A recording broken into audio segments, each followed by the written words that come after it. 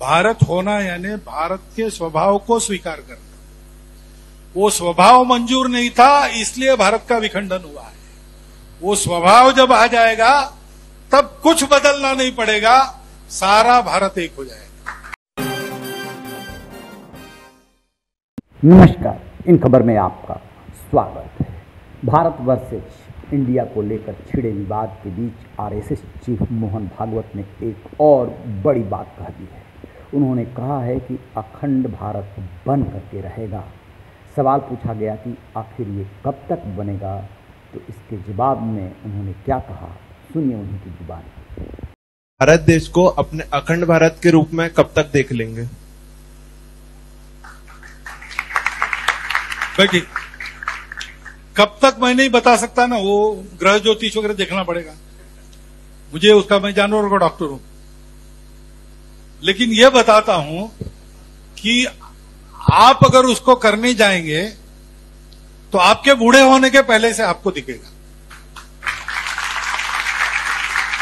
क्योंकि अब परिस्थितियां ऐसी करवट ले रही।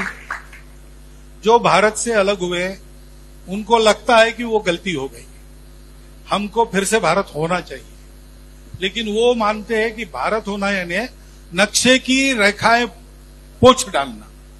ऐसा नहीं है, केवल उससे नहीं होगा। भारत होना यानी भारत के स्वभाव को स्वीकार करना। वो स्वभाव मंजूर नहीं था, इसलिए भारत का विखंडन हुआ है। वो स्वभाव जब आ जाएगा तब कुछ बदलना नहीं पड़ेगा, सारा भारत एक हो जाएगा। तो अपने जीवन से सब पड़ोसी देशों को ये सिखाना, ये काम हमको करना पड़ेगा और हम कर रहे हैं। हम मालदीव को पानी पहुंचाते हैं, श्रीलंका को पैसा पहुंचाते हैं, नेपाल में भूचाल में मदद पहुंचाते हैं, बांग्लादेश को मदद, सबको मदद कर रहे हैं और ये बताकर कर रहे हैं। उनको भी मालूम है। सार्क का अध्यक्ष बनते समय प्रेमदासा का भाषण मैंने सुना है।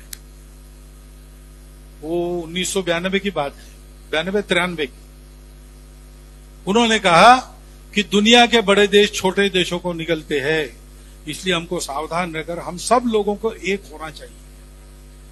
और दक्षिण एशियाई देशों को ये कोई कठिन काम नहीं है, क्योंकि आज हम दुनिया में अलग अलग देश जाने जाते हैं, लेकिन वास्तव में हम एक ही भारतीय मुख्य भूमि के अंग है।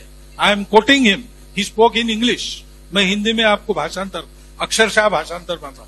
हम एक ही मुख्य भारत भूमि के अंग रहे हैं, ये उन्होंने कहा है। तो ये अंगांगी भाव उत्पन्न हो जाए। भारत मेरी माता है, मैं उसका भक्त हूं।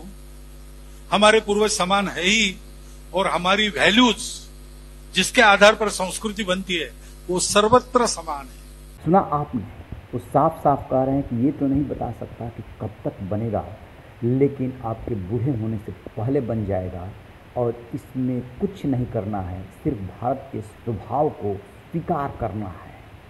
उन्होंने मालदीव, श्रीलंका और नेपाल का एग्जाम्पल दिया और बताया कि किस तरीके से मालदीव में भारत पानी पहुंचा रहा है, श्रीलंका की मदद कर रहा है, नेपाल की मदद कर रहा है।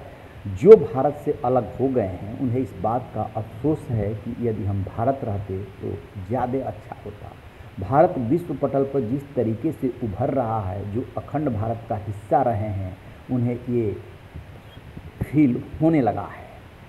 उन्होंने पाकिस्तान, बांग्लादेश वगैरह का नाम नहीं लिया है, लेकिन ये सबको पता है कि जब आरएसएस अखंड भारत शब्द का यूज करता है तो उसमें पाकिस्तान, बांग्लादेश, अफगानिस्तान सब कुछ शामिल हो जाता है, और ये बात वो बहुत पहले से कहता रहा है। फिलहाल भारत वर्सेज इंडिया का विवाद चल रहा है।